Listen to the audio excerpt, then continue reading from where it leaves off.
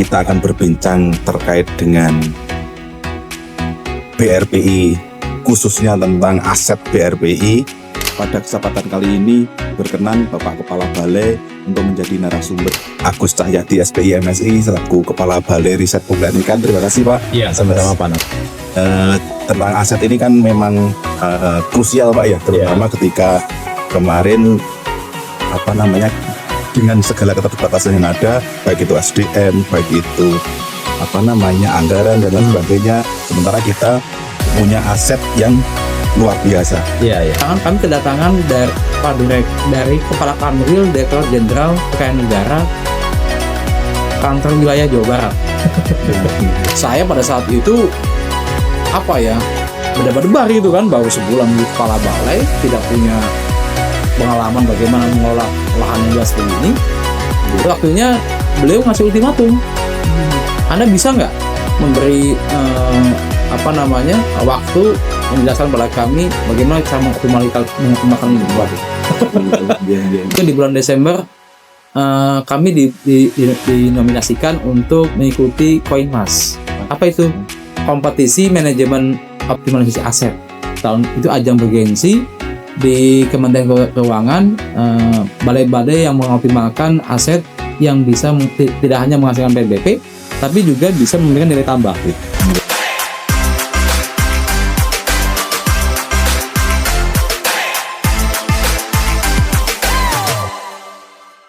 Bismillahirrahmanirrahim. Assalamualaikum warahmatullahi wabarakatuh. Sobat Wischat dimanapun Anda berada, lagi-lagi jumpa dengan kami Wischat Podcast BRPI. BRPI bisa berkaya, inovatif, semangat, aplikatif. Baik, Sobat Wischat, pada hari ini, pada kesempatan yang baik ini, kita akan berbincang terkait dengan BRPI, khususnya tentang aset BRPI. Dan pada kesempatan kali ini berkenan Bapak Kepala Balai untuk menjadi narasumber. Terima kasih pada Bapak Agus Cahyadi SPI MSI selaku Kepala Balai Riset Pemeliharaan. Terima kasih Pak. Iya, sama-sama Pak. Kehadirannya. Baik. Tentang aset ini kan memang krusial Pak ya, terutama ketika kemarin dengan segala keterbatasan yang ada, baik itu SDM, baik itu anggaran dan lain sebagainya, sementara kita punya aset yang luar biasa. Iya. Nah, ini mohon bisa diceritakan Pak. Baik. Setelah Bapak kemarin diberi amanah untuk menjadi Kepala BRPI, kemudian dengan keadaan kebetulan ada perpindahan kebijakan terkait dengan periset yang kebrin, ya mungkin bisa diceritakan, monggo Pak. Baik, makasih Pak Narso. Bismillahirrahmanirrahim. Assalamualaikum warahmatullahi wabarakatuh. Waalaikumsalam warahmatullahi wabarakatuh. Terima kasih Pak Narso, saya sudah diundang di Wischat Podcast ini. Baru saya muncul di ini ya, dengan hostnya Pak Narso. Baik, saya akan cerita dulu bahwa saya pernah menjadi kepala di Wakatobi, ya, dan saya juga pernah menjadi kepala di Balai Riset Budaya Ikan Hias Depok, dan hari ini sudah masuk 2 tahun saya menjadi kepala riset pemeliharaan ikan, dan itu menyisakan semuanya tentang aset itu, tentang lahan-lahan yang luas, jadi bukan lahan yang sempit nih, Waktu di Depok, waktu di Wakatobi 3 hektar, waktu di ikan hias 10,5 hektar. Nah di BRPI bukan nama sedikit Pak Narto, 56,4 hektar. Aduh, udah gitu kan SDM kita kan cuman 70-an ya, 70 orang gitu, setelah ditinggalkan oleh teman-teman peneliti yang pindah ke BRIN. Nah, setelah saya dilantik, itu seminggu saya keliling tanpa tanpa didampingi oleh siapapun, karena saya ingin melihat secara objektif bagaimana lahan BRPI ini mau digunakan gitu. Nah, saya keliling hari pertama, hari kedua, hari ketiga, sampai hari ke-7 gitu. Dari mulai rumah, lahan dan sebagainya. Dalam hati saya, bagaimana saya ngelola begini seluasnya nih gitu. Iya, betul.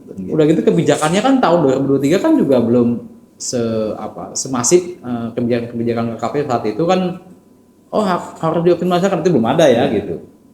Nah, saat itulah saya matur ke kepala badan, dan dia menjelaskan, coba dioptimalkan bagaimana caranya deh gitu. Berkenan kalau nanti kami juga ada beberapa skim yang saya ingin menaikkan kepada inspektorat gitu ya, atau menaikkan kepada KPKNL, kantor pelayanan kekayaan negara dan lelang ya di Purwakarta seperti apa dan sebagainya. Karena untuk menambah pengetahuan saya terhadap pengolahan ini yang akuntabel, tidak serampangan dan harus memenuhi sebuah protokol-protokol yang betul-betul memenuhi persyaratan secara negara gitu ya. Nah, setelah itu saya mendapatkan insight baru waktu itu. Ya, insight barunya apa? Ini qadar Allah Pak Narso ya. Di bulan Oktober kami kedatangan dari Kepala Kanwil Direktur Jenderal Kekayaan Negara Kantor Wilayah Jawa Barat. Waktu itu datang ke kantor kami tanpa ada undangan, tanpa apapun, kayak seperti petir di siang bolong Pak Narso. Iya. Nanya kan kepada saya, Anda kepala balai? Betul Pak. Wah, saya melihat tanah-tanah Anda terbengkalai nih. Aduh, saya baru sebulan di sini. Iya. Pak, saya baru sebulan Pak. Kami tidak bisa mengoptimalkan semuanya. Coba, yuk kita keliling. Wah, itu saya sama beliau ya, dua kendaraan. Karena memang beliau baru menjadi pembicara di BB Padi, tetangga kita gitu ya, tetangga kita. Nah, mungkin beliau mau ke Bandung menuju arah kita gitu. Nah, itu lihat dalam pikiran beliau apakah ini menjadi merupakan salah satu dari balai juga, karena kan bisa ada nama riset waktu itu, Oktober gitu. Betul, ditanya pada saya. Jadi kalau Anda nggak mampu, akan saya kembalikan ke Menteri Keuangan. Waduh, bayangkan Pak Narso. Saya pada saat itu berdebar-debar gitu kan, baru sebulan menjadi kepala balai, tidak punya pengalaman bagaimana mengelola lahan yang luas begini. Lalu waktunya beliau ngasih ultimatum. Anda bisa nggak memberi waktu menjelaskan pada kami bagaimana cara mengoptimalkan ini? Waduh. Nah, akhirnya saya waktu itu datang ke Pak Sales ya, ke Pak Sales, Pak Dr. Di Alex. Saya mengatakan, Pak, kami kedatangan Direktur Jenderal Kekayaan Negara Pak Kanwil itu. Beliau pada saat menindas melihat aset-aset yang idle karena ditinggalkan peneliti kan lumayan tuh Pak Narso ya. Betul. Jadi informasinya kan hampir 13 hektar kan dulu dipakai peneliti untuk penelitian. Sekarang sudah ditinggalkan jadi idle dan hampir 4 tahun itu tidak digunakan sehingga banyak semak dan sebagainya lah. Artinya ditumbuhi semak dan banyak kolam-kolam yang tidak dimanfaatkan gitu. Nah, ada kata kunci yang menarik di Pak Kepala mengatakan, udah disewakan aja gitu. Disewakan berapa tahun Pak gitu. Coba nanti diasistensi oleh timnya KPKNL gitu. Nah, dari situlah lampu hijau dimulai. Besoknya saya langsung ke kantor KPKNL Purwakarta. Dan hati saya waktu itu kan teman-teman mesti gundah ya. Bahaya nih kalau Pak Kepala datang, nanti kalau kita membuka aib tanah kita, aset kita nanti diambil alih kan gitu ya gitu. Betul, Pak. Tapi kami berharap dalam hati saya instansi enggak gitu ya. Saya minta bantuan karena saya ingin dapat penjelasan yang lebih detail, penjelasan yang lebih menyehatkan dan mencerdaskan semua pihak gitu maksudnya. Kali ini kan tanah negara ini kan buat tanah kami semua. Ini kan saya diberi tanggung jawab dan amanah ini supaya bagaimana pengolahannya lebih akuntabel, lebih transparan dan bermanfaat dan memiliki kualitas yang tinggi nih gitu. Nah, saya datang ke mereka itu alhamdulillah gayung bersambut gitu. Nah, kami mengadakan pertemuan 2-3 kali, saya lupa udah setahun yang lalu, 2 tahun yang lalu lah. Nah, barulah saya diundang menemui Pak Kepalanya. Pada saat itu masih Pak Yadi ya, sebelum ada pergantian kepala KPWL yang baru diganti oleh Bu Hani. Itu aktif kita intens diskusi karena memang 56 hektar itu sesuatu yang unik. Kalau mungkin di beberapa lokasi itu kan berupa kebun dan tanah-tanah garapan ya. Kalau ini kan bekas riset. Jadi lahannya kecil-kecil, kolamnya kecil-kecil. Mungkin kalau diarahkan untuk pengembangan budidaya itu nggak mudah Pak Narso. Ya kan tidak bisa diterabas gitu supaya lebih luas sehingga pengembangan budidaya lebih luas gitu ya. Karena itu sifatnya aset. Nah ini status BUMN itu kan barang milik negara itu ada ininya ada karakteristiknya gitu. Iya. Jadi kalau kolamnya cuma 4x4, sampingnya 4x4 mau ditembuskan jadi 8x8 itu nggak bisa. Iya, betul. Iya kan?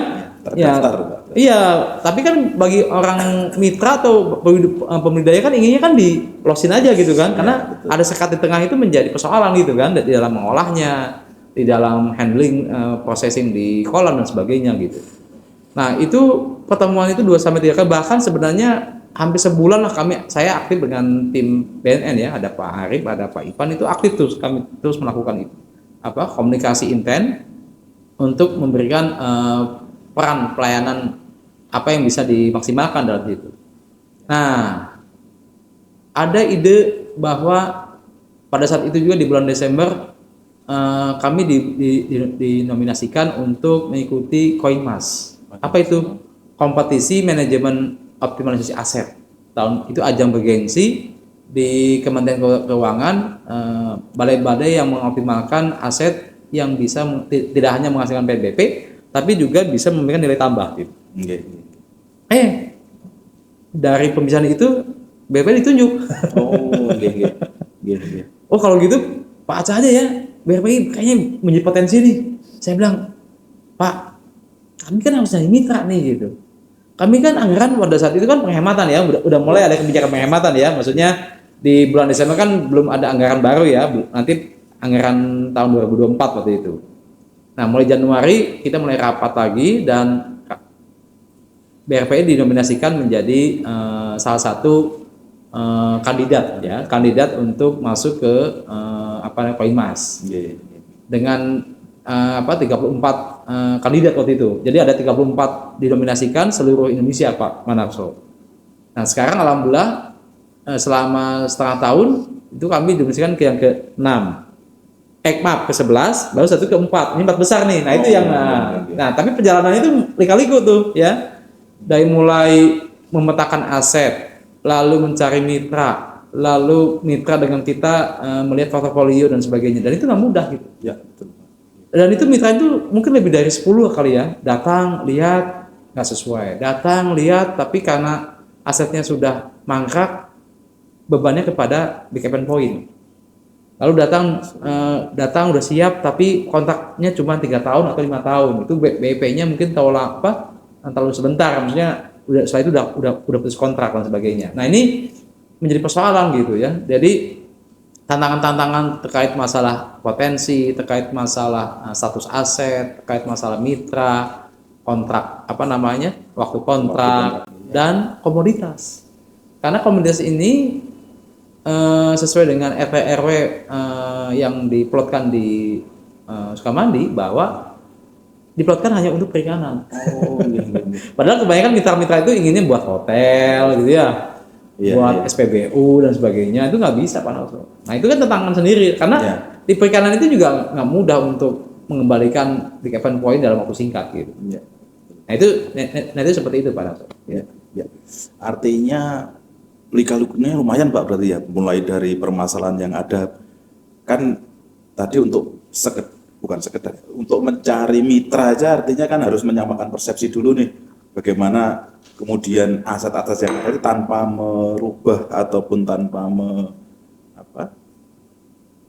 merubah asetnya, itu mitra jadi tertarik, itu gimana caranya tuh Pak? Cara meyakinkan itu? Ya, betul. Ini saya mungkin lebih dari tadi kan 10 ya ada mitra. Tapi yang betul-betul meneguhkan atau meyakinkan bahwa kolam-kolam riset itu bisa dijadikan pengembangan produksi misalkan ya. Itu awalnya juga saya nggak mengatakan begitu. Kenapa? Karena takutnya pasti hengkang gitu Pak. Kenapa? Karena kan sudah ada tiga mitra yang datang hengkang. Akibat itu tuh, akhirnya saya dibalik tuh, Pak, kami punya kolam, kontraknya 3-5 tahun, mau nggak gitu? Jadi bukan diperkenalkan asetnya dulu. Jadi diperkenalkan lama kontraknya gitu, maksimal 5 tahun, minimal 3 tahun. Nah, mulai tuh berpikir. Nah, setelah itu Pak gimana ya Pak itunya Pak, lahan, Bapak survei aja. Oh iya iya. Nah kalau di survei kan sendiri kan jadi tahu kan Iya, ya, tahu gitu. sendiri. Jadi kalau layoutnya diperlihatkan secara master plan itu pasti ada yang kecil-kecil Pak Narso. Ya. Susah gitu nanti ya artinya secara handling dan secara processing nggak mudah. Ya, itu dia Pak. Nggih. Baik Pak. Kemudian kembali lagi ke ini. Ini kan berawal dari kegelisahan Bapak berarti Ya, ketika betul. habis dilantik di sini kemudian melihat kondisi BRPI yang tanahnya luas, SDM-nya sedikit, Ya. anggarannya juga sedikit. Nah, ini waktu itu apa bukan kesan ya, tanggapannya KPKN gimana Pak? Ya, jadi pada saat saya beradu argumentasi ya, Nggih. berawal dari pada BRPI kan domainnya kan penelitian. Ya, Ditinggalkan peneliti itu hampir 80% kan. Ya, betul. 34 atau 36 orang gitu ya. Gitu. Ya, penelitinya hampir malah 90-an. Oh, 90. Wah, kan banyak sekali itu kan. Ya. Wah. Mayoritas. Dengan waktu 3 tahun mangkrak, dari 3 tahun ditinggalkan, berarti kan kebayang nggak 3 tahun itu lahan jadi mangkrak ya? Ya kami dari belanja bahan juga belanja alokasi kan udah nggak ada gitu ya. Nah dari situ kami berpikir kalau kita mengoptimalkan teman-teman kita ya pegawai-pegawai yang ada juga nggak bisa maksimal. Ya. Pertama adalah masalah umur. Jadi saya datang pada kondisi pegawai kita sudah mau pensiun gitu. Nah yang kedua infrastruktur kolam-kolamnya sudah banyak yang tidak optimal lagi, maksudnya harus diperbaiki ya. Lalu beberapa kolam juga butuh normalisasi dan sebagainya. Ya kan BRPI saya membaca di katalognya kan didirikan tahun 1990 ya, di tahun 90-an, jadi sudah masuk di umur 35-40 tahun gitu ya di sekarang. Nah, kegelisahan itulah yang membuat saya jadi berpikir, wah ini kalau kehilangan sumber daya sebagai pengguna aset, maka saya harus berpikir mengajak mitra yang betul-betul aware-nya terhadap potensi dulu gitu. Ya potensi dulu nih. Okay. Karena kalau misalkan karena banyak yang rusak dan harus diperbaiki, ya kalau Pak Nelson punya kontrakan rumah misalkan jendelanya somplek, nggak ada pintu, siapa yang mau Pak Nelson? Betul nggak? Betul. Jadi kolamnya udah rusak, outletnya juga nggak ada dan sebagainya, udah ditanam semak-semak belukar itu ya sama gitu. Jadi meyakinkan itu yang saya akhirnya alhamdulillah saya diberikan kekuatan oleh Allah untuk membuka satu cakrawala tentang aset ini, mereka bersedia. Nah disitulah alhamdulillah bersedia, lalu dengan bukti menyewakan dengan luasan totalnya hampir ada yang mitranya totalnya 2 mitra 13,7 hektar. Ada yang koperasi itu sekitar 7,8 hektar. Ada yang perorangan itu 5 hektar. Ada yang baru 5 hektar. Jadi total hampir berapa ya? Tadi 13,7 tambah 5 itu 85. Tambah 7,8 tambah 5 34 ya? Ya, 34. Jadi 34 hektar. Berapa mitra itu, Pak? Itu 5 mitra. 5 mitra. Dalam waktu setahun, Pak. Dan itu beragam mitranya. Dan itu beragam karena kami ingin tidak ada yang monopoli gitu. Oh, okay. Jadi memberikan warna kepada pelaku-pelaku mitra yang lain untuk nanti berkompetisi atau menjadikan kontribusi kepada negara lebih variatif gitu. Baik. Kalau harapannya ke depan gimana Pak ini Pak? Jadi sudah gini. 5 mitra. Ya. Sebenarnya gini Pak Narso. Sebelum saya menjawab harapan ini ya. Kenapa sih saya kuat untuk mengawal ini gitu ya? Yeah. Jadi saya membaca buku bagus sekali ya. Itu buku disertasi karangan Profesor Dr. Abdul Jaribah. Dia sekarang pakar aset di Universitas Ummul Qura Mekah. Terkenal tuh bukunya, beliau cum laude ya. Beliau menulis tentang fikih ekonomi Umar bin Khattab. Ternyata dalam chapter itu ada penjelasan tentang bagaimana mengolah aset negara. Nah, ini menarik. Jadi sahabat mulia Umar bin Khattab radhiyallahu anhu mengatakan begini. Mengelola aset negara sebagaimana mengurus anak yatim piatu, anak yatim. Wah, saya menarik nih. Bagaimana filosofinya ya? Ya. kan itu kan yang pertama barang mati, lahan kan barang mati ya, Iya, gitu ya. betul. Dalam bayangan saya ya, gitu Iya, ya. iya. Yang ini diandaikan anak yatim gitu. Ternyata di buku itu tuh sebuah metafor gitu, ya. Jadi yang namanya anak yatim itu bukan saya, kalaupun sudah besar dan udah nikah, karena orang tua saya meninggal misalkan, itu anak yatim, bukan itu. Anak yatim itu ada usianya. Jadi usia sebelum balik itu anak yatim. Oh, gini. Kalau ditinggalkan orang tuanya gitu. Lalu oke, lalu apalagi ya anak yatim. Nah, kalau secara penjelasan di buku itu, anak yatim itu dia punya potensi. Ya kan? Kalau anak yatim nggak punya potensi, orang tua yang mengasuhnya atau siapapun yang mengasuhnya kan harus dilihat untuk masa depan dia kan. Yang kedua, kita harus memberikan baju, sandang, pangan, papan ya kan. Iya. Ya dia kalau dia ikut sama orang tuanya kan papannya ada di kamarnya misalkan ya. Kalau bajunya kan mungkin kita cukupkan dengan bulanannya misalkan. Kalau pangan kan tiap hari. Nah, itu saya masukkan ke dalam properti di situ buku itu. Jadi ada potensi, ada properti. Yang ketiga apa? Inovasinya apa nih anak nih ke depan? Sebelum dia balik kan harus beranjak dewasa nih. Iya.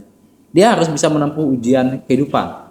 Dia harus bisa menempuh semangat hidup tidak menggantungkan pada kedua orang tua. Nah, ini diandaikan sebagai negara. Jadi negara itu harus betul-betul melepas anak yatim ini sudah bisa mandiri. Tidak menyusu kepada orang tuanya lagi, tidak menggantungkan ekonomi kepada orang tua lagi. Nah, ini ada inovasinya apa nih? Nah, sebagaimana ngelola anak aset ini, potensinya apa nih? Lahan di BRPI, potensinya adalah bisa dimitrakan dengan pihak luar, baik perorangan, koperasi, mitra perusahaan atau konsorsium, silakan. Dan itu yang diperkenankan oleh KPKNL kan. Ya. Yang kedua, propertinya apa aja? Nah, kan ada properti aset bangunan, kolam, lahan, tanah dan sebagainya, ya kan?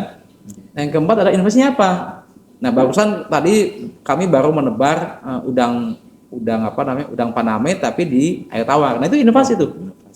Iya, karena kalau misalkan kan kita tahu bahwa komoditas air tawar itu sangat murah, Pak Narso. Nah, kalau kita nggak bisa inovasi, kan itu udang payur kan mahal, Pak. Nah, coba diupayakan di air tawar. Iya. Ya kan, yang penting kan ada selisihnya ya kan. Ya. Yang penting kan sama nilainya gitu. Nah, itu sebuah inovasi. Gitu. Jadi mitranya sanggup untuk mengusahakan pembesaran udang faname di air tawar. Artinya dengan teknologi yang dia punya, diinsersi, ada adopsi teknologi yang bisa dikembangkan, kami nanti akan meniru gitu. Ini kan sebuah inovasi baru ya. Nah, jadi dengan kondisi-kondisi sangat terbatas, ekstrim dan klimatologi yang ekstrim dan sebagainya, itulah tantangan kita, Pak Narso. Ya. Nah, 3 itu tuh filosofi itu. Jadi luar biasa, mungkin nanti netizen bisa membeli bukunya tuh ya. Judulnya Fikih Ekonomi Umar bin Khattab karangan Profesor Dr. Jaribah. Di situ ada chapter itu membahas 3 chapter tentang pembahasan aset negara. Wah, saya sebagai kepala, mungkin juga nanti kepala-kepala yang lain bisa tuh mengelolanya gitu. Karena siapa yang bisa menghidupkan tanah yang mati, maka dia juga menghidupkan ekonomi semuanya. Gitu. Oh, ya. Berarti tadi yang mohon izin Pak, yang nebar itu berarti mitra Pak ya? Mitra kerjasama kita. Ya. Berinovasi itu ya. Itu. Namanya di air tawar. Air tawar, karena nanti kan ada pendampingan dari BRPI juga ya. Karena BRPI juga nanti ikut terlibat mungkin pengukurannya atau melibatkan operator kita di situ belajar lah.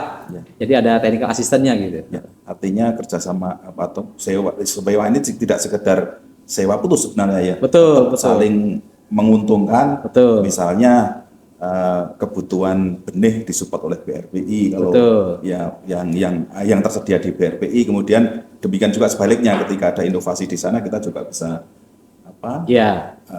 ada difusinya lah. Ada difusinya. Ya. Jadi bisa dalam bentuk benih, bisa dalam bentuk komoditas. Misalkan kami kan punya nila sekani nih, nila salin, ya. Nah kita kerjasama dengan pihak mitra itu membeli benih dari kita, dia membesarkan.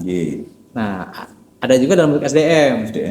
SDM dia nggak punya, misalkan tidak punya peralatan gitu, nah kita bantu. Meskipun nanti dalam mekanisme kerjasamanya akan kembali, jadi nggak hanya putus aja di situ, kita juga belajar dari mereka untuk bagaimana mengaplikasikan teknologinya. Ya. Jadi sama-sama belajar lah. Ya. Dan yang terpenting lagi mungkin efeknya juga membangkitkan gairah ekonomi sekitar, Pak, yang Ya, mungkin betul, masyarakat sekitar yang tadinya tidak punya pekerjaan kemudian bisa dilibatkan di sini, Pak. Ya, betul. Ada pesan-pesan khusus, Pak, Ya, terkait ini, Pak? Nggih. baik, terima kasih Pak Narso dan sahabat Bahari, bahwa aset negara itu adalah tanggung jawab kita bersama sebenarnya. Tapi wabil khusus untuk kami di pemerintahan yang diberi mandatori untuk mengolah aset negara. Yang kedua, menghidupkan tanah yang mati itu kewajiban semuanya, baik manusia ya, baik karena menghidupkan tanah yang mati itu menjadi tulang punggung makhluk yang hidup di atas muka bumi ini, agar perekonomian yang ditumbuhkan di daerah itu bisa menyebar dan memberikan kontribusi ekonomi yang lebih besar bagi kesejahteraan masyarakat Indonesia seluruhnya ya. Makanya tagline bulan Agustus ini kan menarik tuh, bersatu berdaulat, rakyat sejahtera, Indonesia maju. 3 itu kan sebenarnya syarat dengan kedaulatan tanahnya harus dikelola. Ya, itu yang kedua. Yang ketiga adalah bagaimana mengembangkan inovasi-inovasi baru di lahan-lahan yang idle dengan bermitra, karena kami yakin lah ya, kita tidak bisa berpangku tangan hanya sendiri, Pak Narso. Apalagi BRPI kan sudah tidak ada penelitinya. Jadi kita bisa bermitra dengan kontribusi inovasi dari berbagai pihak, dan kita juga tidak abai dengan inovasi dari luar. Jadi kalau dalam istilahnya itu ada ATM, amati, tiru, modifikasi. Nah, 3 itulah yang memberikan kontribusi besar, bersinergi dengan mitra, tidak lepas tangan begitu aja, tapi terus memikirkan bagaimana kesejahteraan Indonesia itu ke depan, baik yang secara regional ya kita, dan itu nanti akan ditiru. Bayangkan kalau konsep pengembangan budaya air tawar ini berhasil, maka kontribusi beberapa kolam-kolam air tawar itu bisa diberikan bisa dikembangkan udang faname air tawar. Jadi sangat tidak tergantung pada payo lagi. Yang kedua adalah bisa diusahakan di daerah teritorial darat gitu. Jadi nggak hanya di tepi laut, tapi juga udah masuk ke gunung-gunung, ya kan? Nah, yang ketiga, tidak rentan penyakit, karena YSSP itu, white spot itu memang problem tuh kalau di air payo, karena patogen itu di air tawar nggak bisa berkembang, Pak, langsung. Tapi memang pasti ada challenge yang lain ya. Tapi itulah sebuah inovasinya. Nanti kita akan terus membuka tabir-tabir. Insya Allah dalam waktu November kita sudah bisa panen. Kita lihat produktivitasnya per hektar. Maka itu Pak Narso. Baik, ya, baik. Dan mungkin dalam konteks tanah negara jangan takut dan segan untuk berkonsultasi dengan KPKNL Nah, itu sebagai betul. pengelola barang, Pak. Betul. Jadi jangan takut para pemirsa ya, para sahabat Bahari yang mengelola aset negara, bahwa itu penting. Betul. Ya. Baik, Pak Kepala Balai, terima kasih banyak waktunya. Demikian Sobat Wischat, perbincangan kita dengan Bapak Agus Cahyadi SPI MSI selaku Kepala Balai Riset Pengembangan Ikan terkait dengan pengelolaan aset negara, terutama aset tanah di sini. Baik, demikian yang bisa kami sampaikan. Mohon maaf apabila ada kurang berkenan. Wassalamualaikum warahmatullahi wabarakatuh. BRPI bisa berkarya inovasi, semangat aplikatif. Oke.